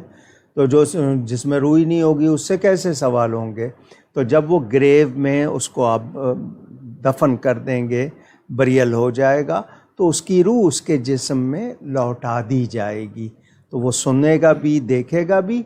اب جب تک وہ دفن نہیں ہوا ہے تو فرشتے روح لے کے پاس ہوتے ہیں، تو آپ نے اگر اس کو ڈریم کی طرح کہہ دیا تو یہ سمجھنے کے لیے ہو گیا کہ ایسا ہے جیسے ڈریم، لیکن یہ کہ وہ باڈی تو اس کی ختم ہو چکی ہوتی ہے، یعنی اس میں روح نہیں ہوتی، لیکن جسم کے قریب ہوتی ہے روح، اور دیکھنا سننا اسی لیے منع کیا گیا کہ باڈی کے پاس بیٹھ کے دنیا کی باتیں نہ کریں، چلا کے روئیں نہیں، کیونکہ اس سے اگر نیک روح ہو اس کو تکلیف ہوتی ہے۔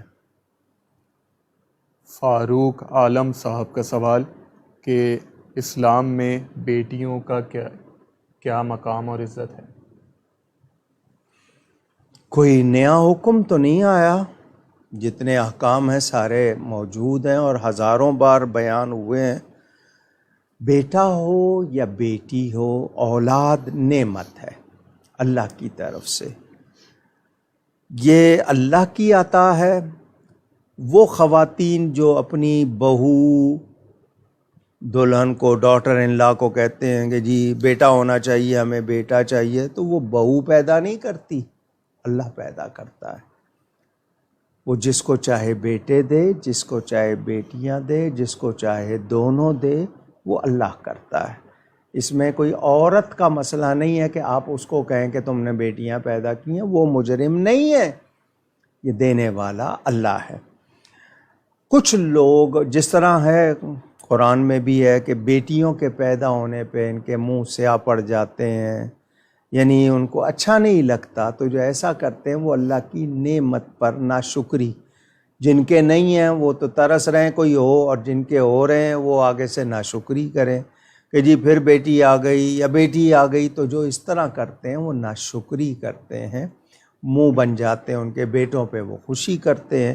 تو بیٹے کی تمنا کرنا بری بات نہیں ہے کہ میری نسل چلے، میرا نام ہو، وہ اچھی بات ہے تمنا کرنا، لیکن بیٹیاں بھی اللہ کی نعمت، اور حضور صلی اللہ علیہ وسلم نے فرمایا جس کی 3 بیٹیاں ہوں اور وہ ان کی اچھی طرح پرورش کرے، تربیت کرے، اور پھر نیک سے نکاح کر دے، قیامت کے دن میرے ساتھ اس طرح ہوگا جیسے یہ 2 انگلیاں، یعنی قریب ہوگا، درمیان میں 2 انگلیوں کا کوئی اور چیز نہیں، میرے اس کے درمیان فاصلہ نہیں ہوگا۔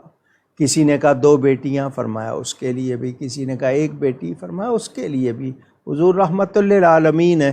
تو بیٹیاں حضور صلی اللہ علیہ وسلم کے ہاں بیٹیوں کی ولادت ہوئی، 4 بیٹیاں ہیں آپ کی، شہزادیاں ہیں، تو بیٹیوں کے لیے بڑا مقام ہے، ان کے ساتھ اچھا سلوک۔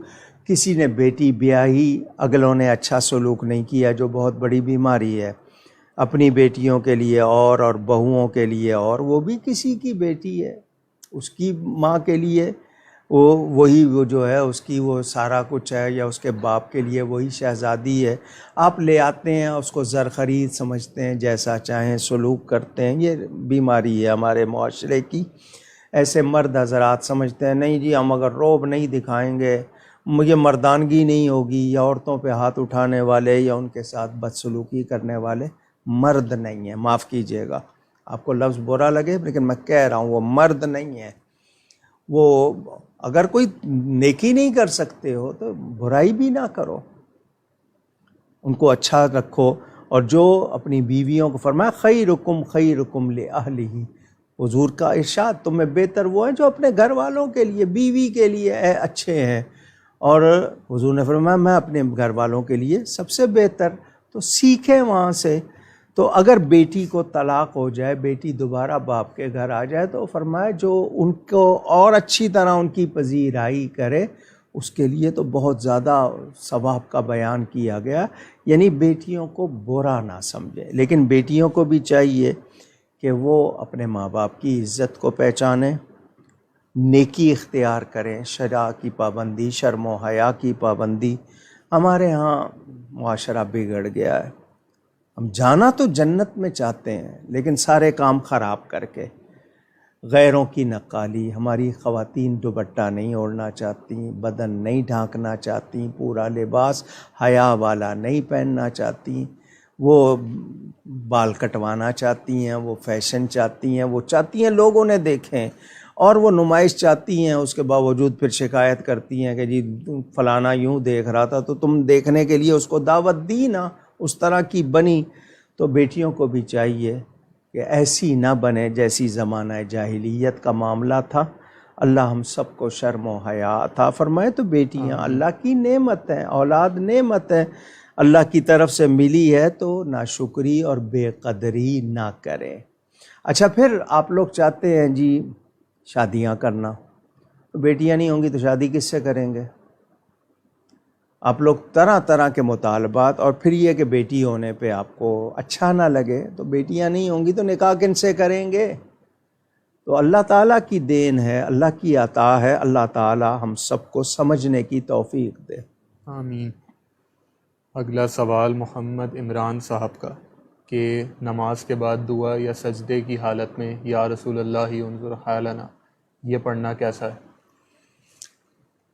آپ سجدے کی حالت میں دعا کریں تو عربی میں ہونی چاہیے۔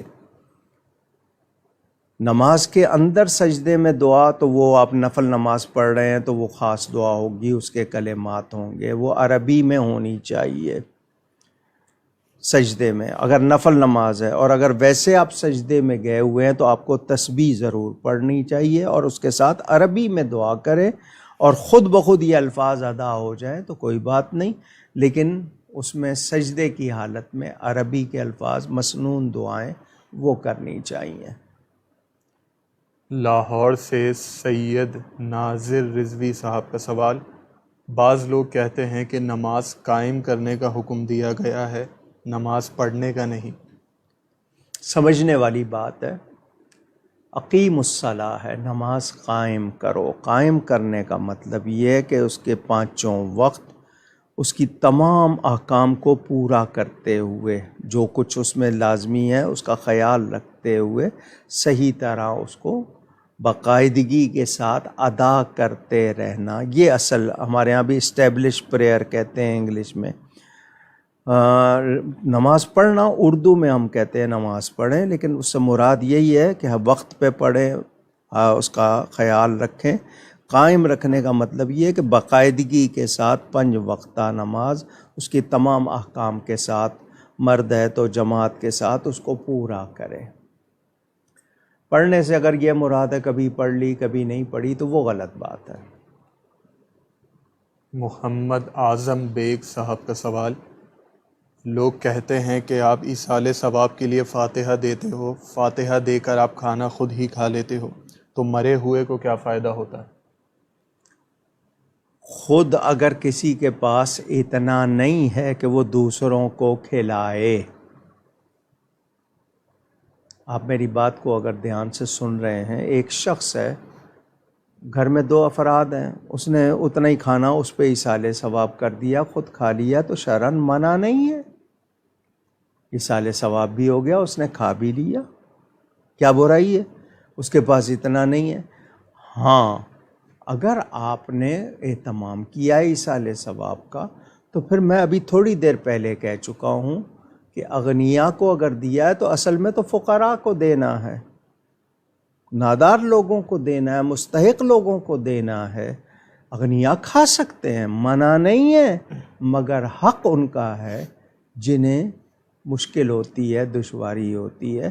تو اگر کسی نے اگر خود بھی کھا لیا ہے تو اس کو منع نہیں ہے، لیکن یہ کہ زیادہ بنایا ہے تو ان کو بھی دینا ہے، اور اگر ہے ہی اتنا تو اس نے اگر ایصال ثواب کر کے کھا لیا تو کوئی برا نہیں کیا، اس نے صحیح کیا۔ اگلا سوال عریج صدیق صاحبہ کا لاہور سے، انہوں نے صحیح بخاری کی ایک حدیث مبارکہ کی وضاحت مانگی کہ جس میں حضرت عائشہ رضی اللہ تعالی عنہا سے معراج شریف کی رات کے متعلق پوچھا گیا، تو انہوں نے پھر جو موقف کیا فرمایا انہوں نے؟ کہ وہ شخص جھوٹا ہے جو یہ کہتا ہے کہ نبی پاک صلی اللہ علیہ وسلم نے اپنے رب کو دیکھا۔ آگے آیت پڑھی تھی نا انہوں نے، جی آیت بھی لکھی، کافی لا تدرکہ الابصار کے الفاظ موجود ہیں، جی یہی جواب ہے۔ محترمہ، ادراک کس کو کہتے ہیں؟ آپ نے ان کے جواب میں غور کیا ہوتا، ہم رؤیت مانتے ہیں، ادراک نہیں۔ لا تدرکہ الابصار، آیت انہوں نے پڑھی کہ کوئی آنکھ اللہ تعالیٰ کو پورا پورا گھیر نہیں سکتی۔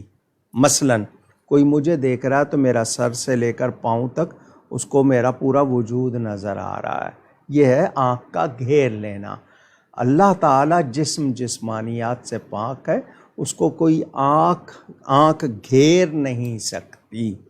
ہم رؤیت مانتے ہیں، دیکھنا، ادراک نہیں مانتے۔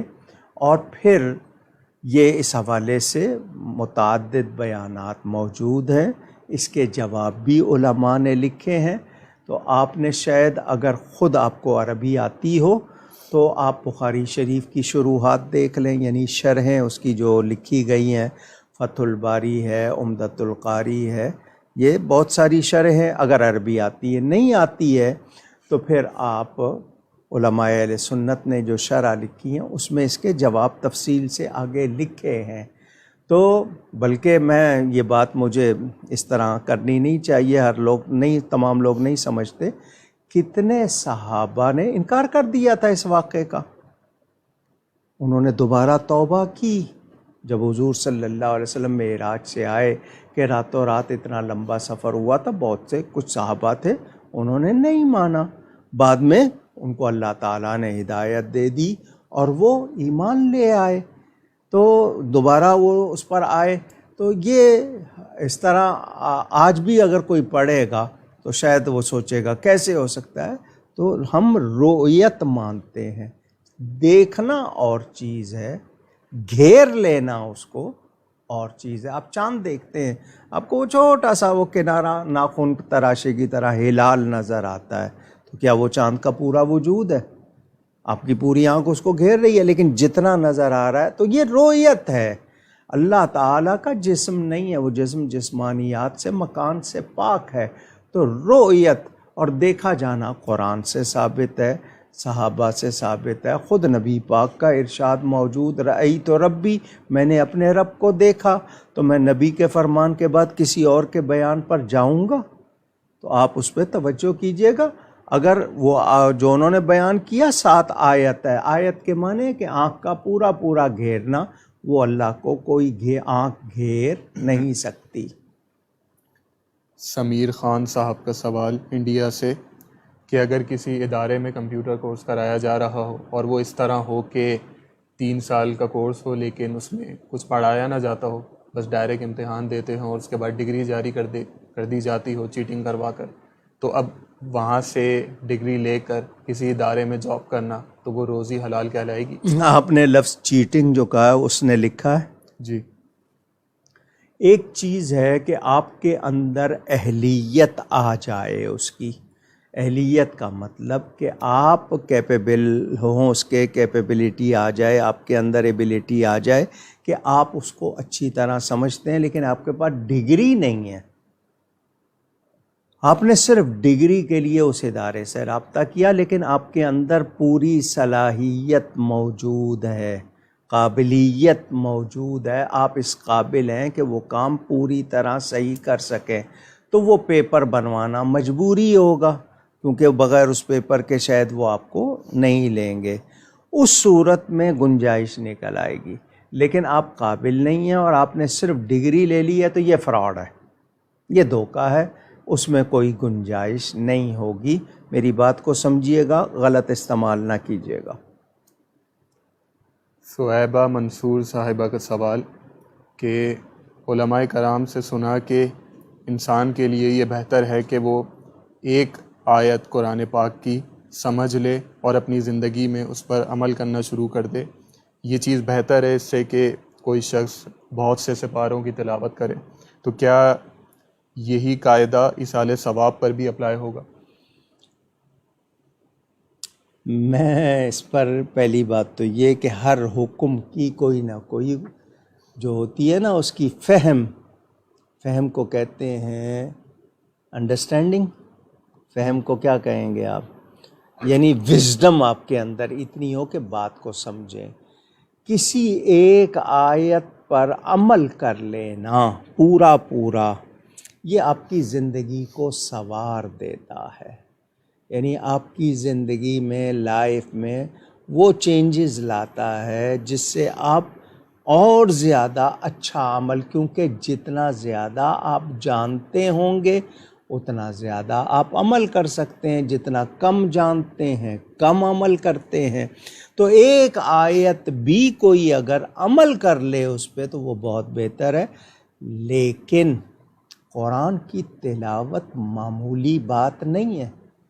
یہ لفظ تھے جو کافر سنتے تھے اور ان پر اثر ہوتا تھا۔ آج بھی قرآن پڑھا جائے، آپ پانی کا گلاس لیں، 2 گلاس رکھیں، ایک گلاس ویسے ہی اور ایک پر آپ پڑھ کے پھونکے، دونوں کا لیبارٹری ٹیسٹ کرا لیں، اس کو چیک کیا کتنے لوگ ان باتوں پر مسلمان ہوئے کہ ایفیکٹ ہوتا ہے۔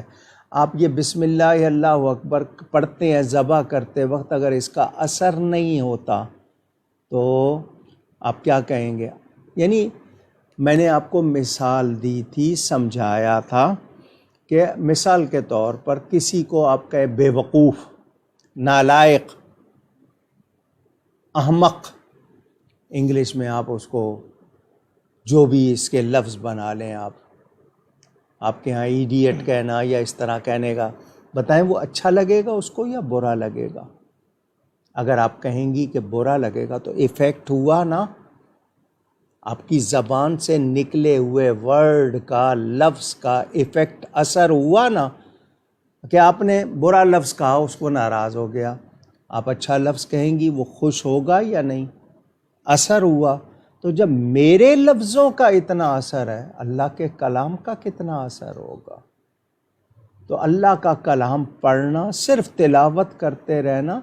حضرت عثمان غنی ایک ہی پوری رات میں پورا قرآن پڑھ لیتے تھے، غوث پاک ایک رات میں قرآن پڑھتے تھے اور 15 برس پڑھا۔ تو یہ کہنا کہ نہیں تلاوت کا سے زیادہ، تو تلاوت کا ثواب، فائدہ، برکت اپنی جگہ۔ حضرت علی کرم اللہ تعالی وجہ الکریم فرماتے ہیں جب میں چاہتا ہوں کہ اللہ سے باتیں کروں میں قرآن پڑھتا ہوں، جب چاہتا ہوں اللہ مجھ سے بات کرے میں نماز پڑھتا ہوں۔ تو یہ اللہ کا کلام ہے، اس کو پڑھنا بہت فائدہ، لیکن سمجھنا، عمل کرنا اور زیادہ۔ لیکن ایک آیت کا وہاں مطلب یہ کہ ایک آیت پر عمل کر لیں سمجھ کر، تو فائدہ یہ کہ زندگی میں تبدیلی آتی ہے، اچھائی آتی ہے۔ لیکن کوئی یہ کہے کہ تلاوت کرنے سے بہتر، تو تلاوت کرنے کا اپنا فائدہ ہے، وہ بھی کم نہیں ہے، بہت ہے۔ انڈیا سے محمد اکرام شریف صاحب کا سوال کہ یہاں انڈیا میں سفر کے آخری وینسڈے کو صدقے میں خاص طور پر غریبوں کو انڈے اور مسالے دیے جاتے ہیں، کیا ایسا کرنا درست ہے؟ انڈے مسالے اصلی والے دیا کریں، آپ لوگ تو انڈے بھی نقلی دیتے ہیں۔ سفر کا آخری بدھ، وینسڈے، چہار شنبہ، اور بھی کوئی نام ہوں گے اس کا، یوم الاربعاء، یوم الربوع عربی میں کہتے ہیں۔ لوگوں نے یہ مشہور کیا ہوا ہے کہ یہ سفر کا آخری بدھ نبی پاک صلی اللہ علیہ وسلم کی ظاہری حیات میں آخری بدھ تھا۔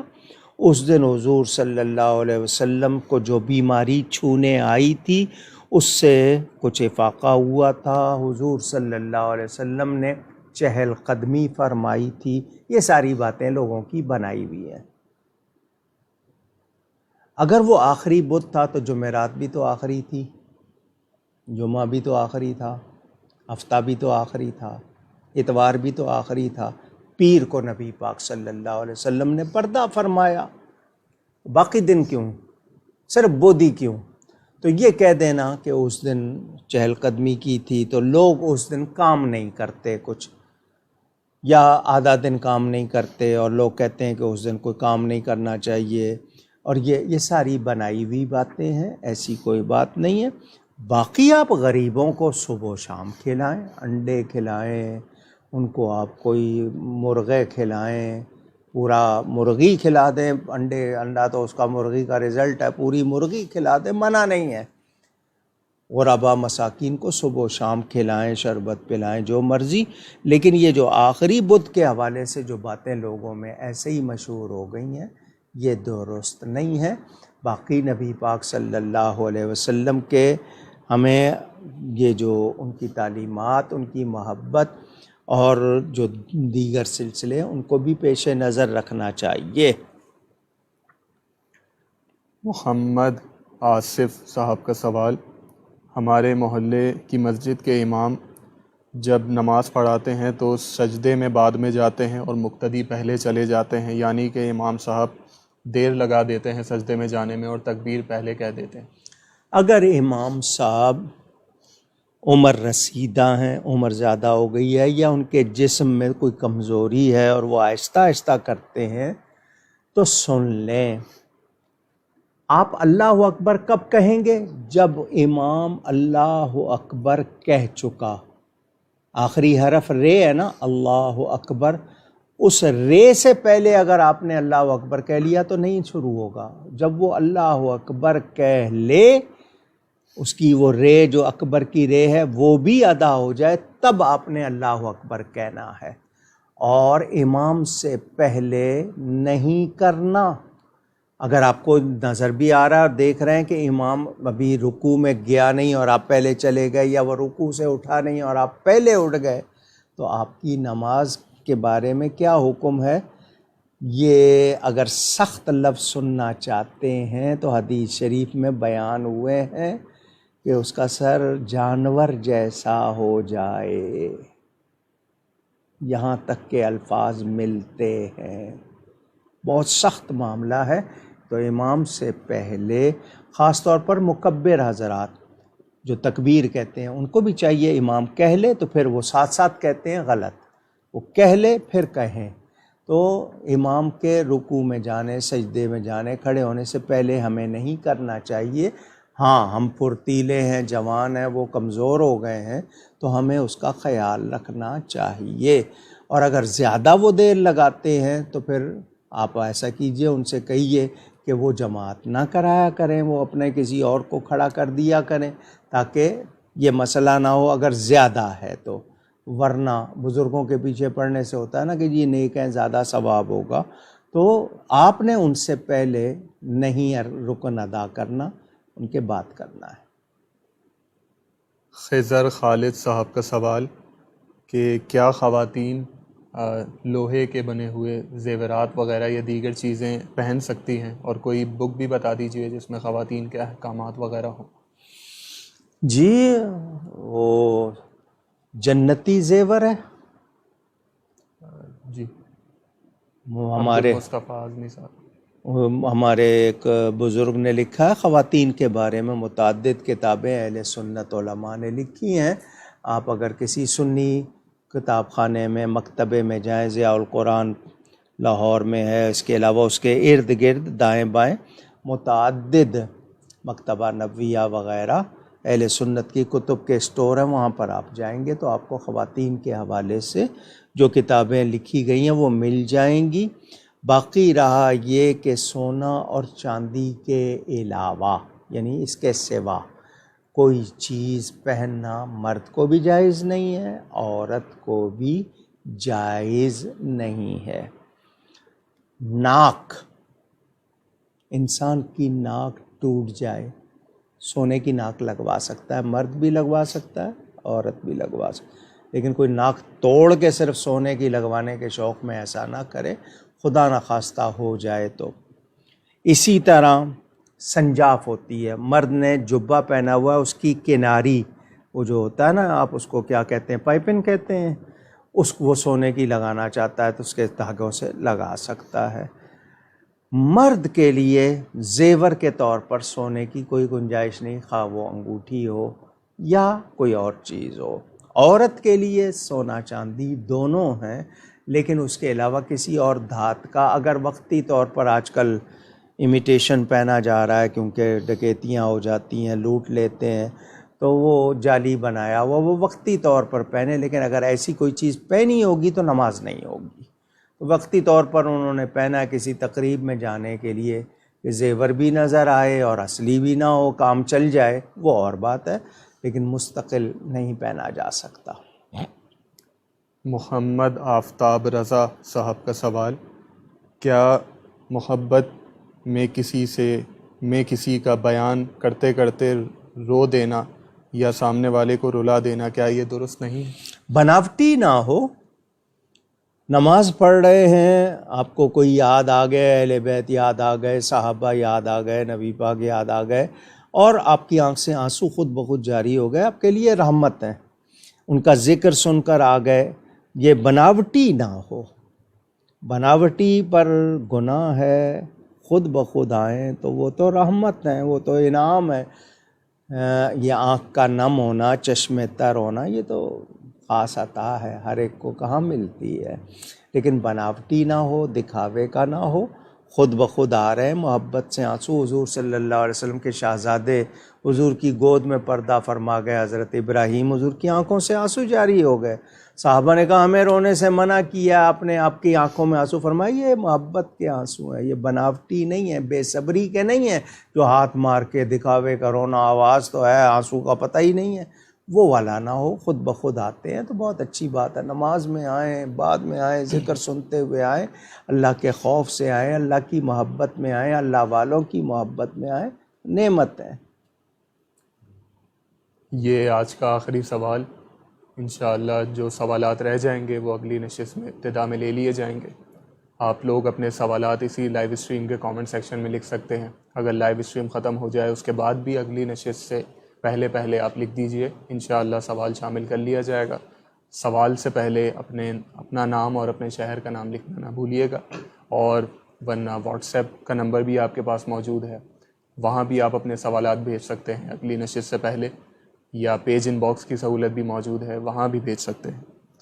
ایبٹ آباد سے محمد نصیر احمد صاحب کا سوال: کیا لڑکا اور لڑکی کی جو چھوٹی عمر میں بات پکی کر دی جاتی ہے، اس کی شریعت میں کیا حیثیت ہے؟ ولی کو اختیار ہے، وہ کر دیتا ہے، لیکن بڑے ہونے کے بعد بچے کہتے ہیں نہیں تو زبردستی نہ کی جائے. ولی کو اختیار ہے کر دینے کا، اور بچوں کو چاہیے کہ بڑوں نے کیا ہے تو اس میں بہتری سمجھیں، لیکن بچوں پر زبردستی نہ کی جائے. ہوتا یہ ہے کہ جی ہماری ناک نہیں رہے گی، ماں بیٹی کے پاؤں میں دوپٹہ رکھ دے، بیٹے کے پاؤں پہ باپ پگڑی رکھ دے، میری عزت رکھ لو. تو زبردستی کے رشتے کیسے نبھتے ہیں؟ تو محبت سے ہونا چاہیے، دل سے ہونے چاہیے. تو کوشش کریں کہ ایسی صورت نہ ہو. آپ یہ کہیں کہ ہاں جی بچے بڑے ہو جائیں راضی ہوں گے تو ضرور کر دیں گے، حالانکہ وہ بڑوں کو اختیار ہے، لیکن ماحول کو بھی دیکھیں اور رجحان بھی دیکھیں. بڑے ہونے کے بعد معلوم ہوا کہ دونوں کا وہ مزاج میں نہیں بن رہی ہے بات ایک دوسرے سے، اور وہ زبردستی کا معاملہ ہو رہا ہے، تو اس میں پھر نبھاؤ مشکل ہوتا ہے. کوشش کریں کہ ایسا نہ کریں، اور وٹا سٹا بھی نہ کریں. اس میں بھی ہوتا ہے یہ کہ ایک رشتہ متاثر ہوتا ہے تو دوسرا آٹومیٹیکلی، یعنی خود بخود اس پہ ہوتا ہے کہ اس نے میری بہن چھوڑی ہے، میں اس کی بہن چھوڑوں گا، یوں کروں گا. تو ہم لوگ ماحول کو بھی دیکھیں اور بچوں پہ زبردستی نہ کریں. ان کی خوشی، ہاں ایمان کے معاملے میں آپ کمپرومائز نہ کریں، مصالحت نہ کریں. عقیدے کے معاملے میں آج کل لوگ کہتے ہیں نہیں جی سب چلتا ہے، تو پھر چلتا ہے تو پھر آپ ذمہ دار ہیں جواب دینے کے. یہاں تو آپ چلا لیں گے نا، پھر وہاں کیا جواب دیں گے آخرت میں؟ ذرا سوچئے گا. کیونکہ عقیدے کا بگاڑ ہو اور عقیدہ اس حد تک پہنچا ہو کہ جہاں پر کفر و ایمان یا بے ادبی گستاخی کا مسئلہ بن جائے، تو پھر آپ کو نہیں معلوم کتنا گناہ ہوتا ہے. اور اگر لڑکا لڑکی دونوں میں سے کسی ایک کا عقیدہ حد کفر تک پہنچا ہوا تو نکاح قائم ہی نہیں ہوتا، ساری عمر گناہ ہوتا ہے، یعنی حرام ہوتا ہے. تو کوشش کیجئے کہ ایسی نوبت نہ آئے. لیکن یہ کہ میں نے پہلے کہہ دیا بڑوں کو اختیار ہے، وہ کر سکتے ہیں، لیکن بچے اگر بڑے ہو کر نہیں مان رہے ہیں تو پھر ان پر زبردستی بھی نہ کی جائے. کوشش کریں ماحول ایسا رکھیں. ایسی صورتحال لوگ 6 سال منگنی رکھتے ہیں، پھر اس میں خرابیاں آ جاتی ہیں. یعنی بہت زیادہ منگنی کیا وہ کر دیا، اس کے بعد معلوم ہوا کوئی ایسی باتیں ہو گئیں وہ ٹوٹ جاتی ہے. پھر ایک دوسرے سے بات نہیں کرتے، ملاقات نہیں کرتے. رشتہ ختم ہو گیا تو سمجھو جیسے اگلا اچھوت ہو گیا یا کافر ہو گیا، اب اس کو سلام بھی نہیں کرنا، دیکھنا بھی نہیں. یہ بھی ہمارے ہاں ہوتا ہے، حالانکہ یہ بہت بری باتیں ہیں. بھئی رشتہ نہیں ہوا تو اس کا مطلب یہ کہ ٹھیک ہے نہیں ہوا، لیکن آپ کی بیٹی یا آپ کا بیٹا آپ کے پاس ہے، وہ لوگ کوئی کافر تو نہیں ہو گئے، لیکن سلام دعا بھی چلی جاتی ہے. تو یہ ہمارے ہاں یہی کمزوریاں ہیں. کچھ باتیں ایسی آ گئی ہیں ہم میں کہ ہم دین کے حوالے سے کمزور ہو گئے ہیں بہت. گھروں میں برکتیں اٹھ گئی ہیں. یہ سب ہمارا اپنا معاملہ، میاں بیوی کے درمیان، اولاد ماں باپ کے درمیان، سسرال کے درمیان.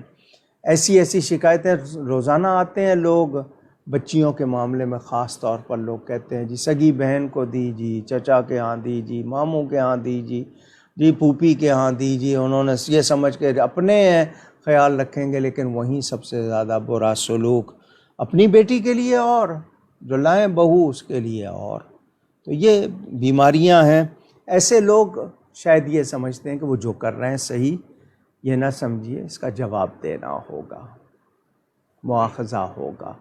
کبھی آپ کی اولاد پر وہ وقت آ جاتا ہے، آپ کے سلوک کی وجہ سے آپ کے سامنے اس کا رزلٹ آتا ہے۔ بہو کے ساتھ زیادتی کرتے ہیں، آپ کی بیٹی کے ساتھ ہو جاتی ہے۔ آپ کسی کے بیٹے کے ساتھ کرتے ہیں، آپ کے بیٹے کے ساتھ ہو جاتا ہے۔ یہ سامنے کی چیزیں ہیں، مگر ہم نہیں سیکھتے، ہم اسی ڈگر پہ ہیں۔ تو کوشش کریں بچوں کی، آج کل چونکہ پہلے یہ اسمارٹ فون نہیں تھے، یہ انٹرنیٹ نہیں تھا، وائی فائی نہیں تھا، نسلیں بگڑ رہی ہیں، اخلاق بگڑ رہے ہیں۔ ہمیں خاموشی سے دوسرے جو ہیں وہ اپنے کلچر کا حصہ بنا رہے ہیں، اور ہم اپنے کلچر سے نکلتے جا رہے ہیں۔ یہ خاموشی سے یہ سلسلہ ہو رہا ہے، اور آہستہ آہستہ سب کے سب اب وہ پرانے باتیں نہیں رہیں۔ پہلے اولاد ماں باپ کے سامنے ننگے سر، بیٹا بھی نہیں آتا تھا، اب تو پرواہ نہیں کرتے، لڑکیاں نہیں کرتی، کب کپڑا ہے نہیں ہے کیا کچھ ہے، اور غلط باتوں پہ شے دی جاتی ہے، شاباش دی جاتی ہے۔ تو اللہ ہمارے معاشرے کو ہدایت دے، ہم سب مسلمان ہونے کو سمجھے۔ یہ دنیا 4 دن کی، آپ کو کوئی تکلیف آ جائے پوچھتے بھی نہیں لوگ، آپ کتنے نامور ہوں، کتنے آپ امیر ہوں، آج مرے کل دوسرا دن، پرانے ہو جائیں گے آپ۔ دنیا کے پاس اتنا وقت نہیں ہے، آپ کی اپنی اولاد وقت نہیں دیتی آج آپ کے پاس بیٹھنے کو، ان کے پاس وقت نہیں ہے، ان کی اپنی ترجیحات، پریارٹیز ہے۔ تو تربیت اچھی کیجیے، دین سے وابستہ رہیے۔ یہ دنیا 4 دن کی ہے، اس کے بعد جو عرصہ ہے وہ آرام سے گزرے، وہ اچھا گزرے۔ اللہ تعالی ہم سب کو ہدایت عطا فرمائے۔ آمین۔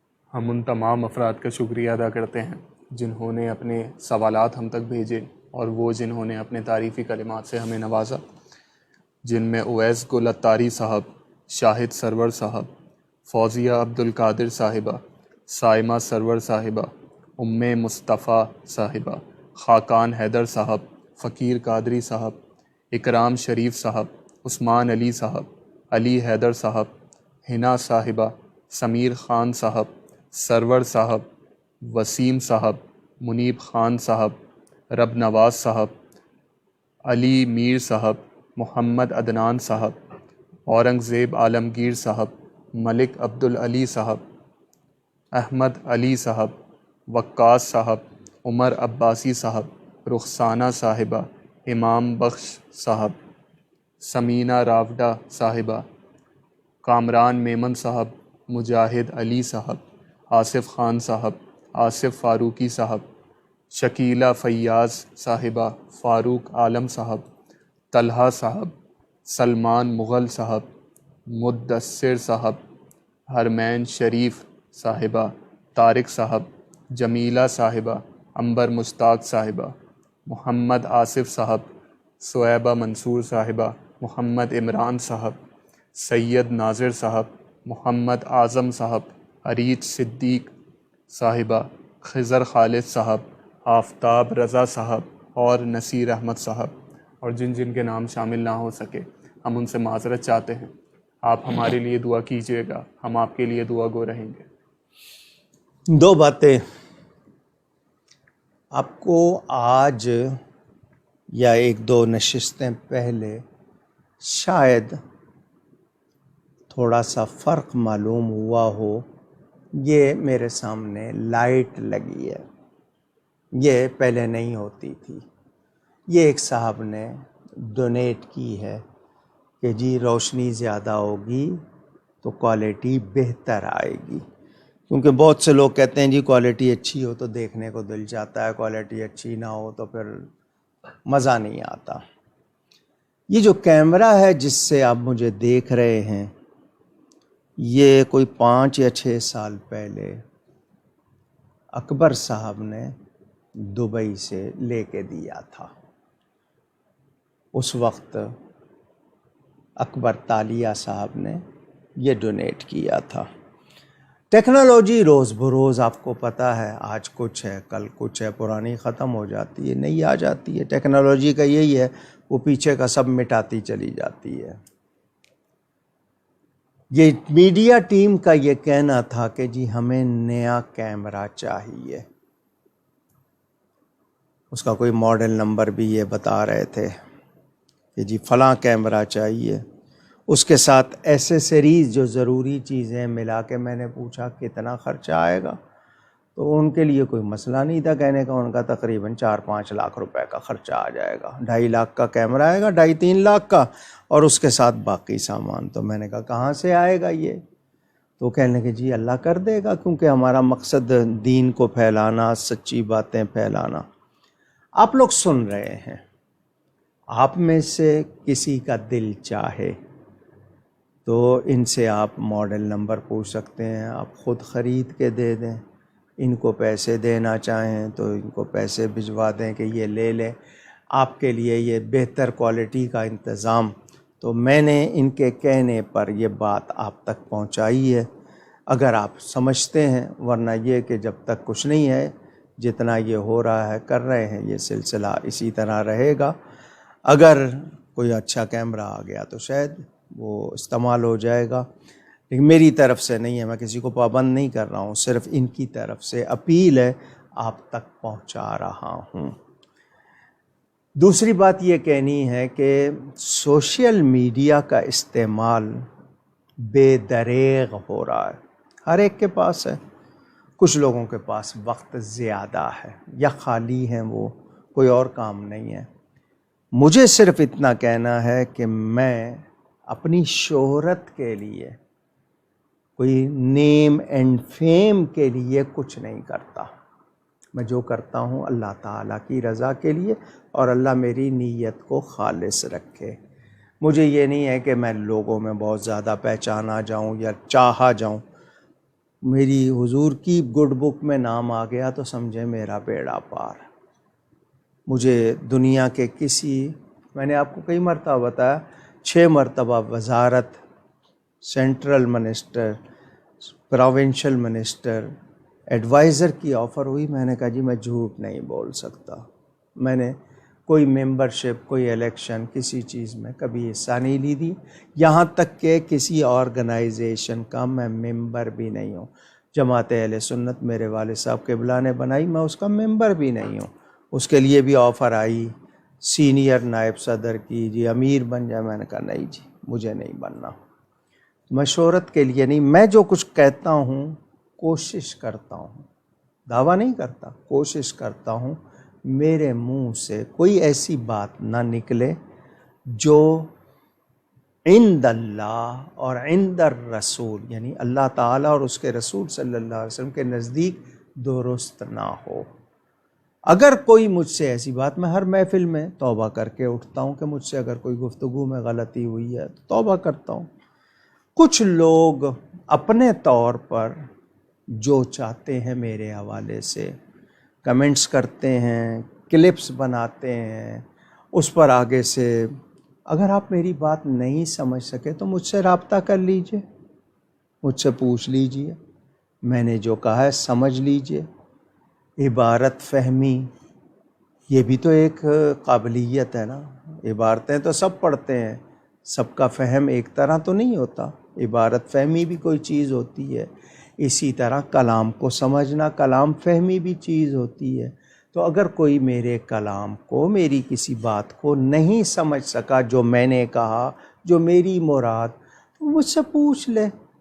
روز بیٹھتا ہوں جامع مسجد گلزار ابی میں، ملاقات کے لیے لوگ آتے ہیں، لیکن اپنی سمجھ کے مطابق مجھ پر کوئی کچھ کہہ دے میں اس کا جواب نہیں دیتا، کوئی مجھے گالیاں دے میں جواب نہیں دوں گا۔ ہاں شرعی کوئی بات ہوگی میں ضرور واضح کروں گا۔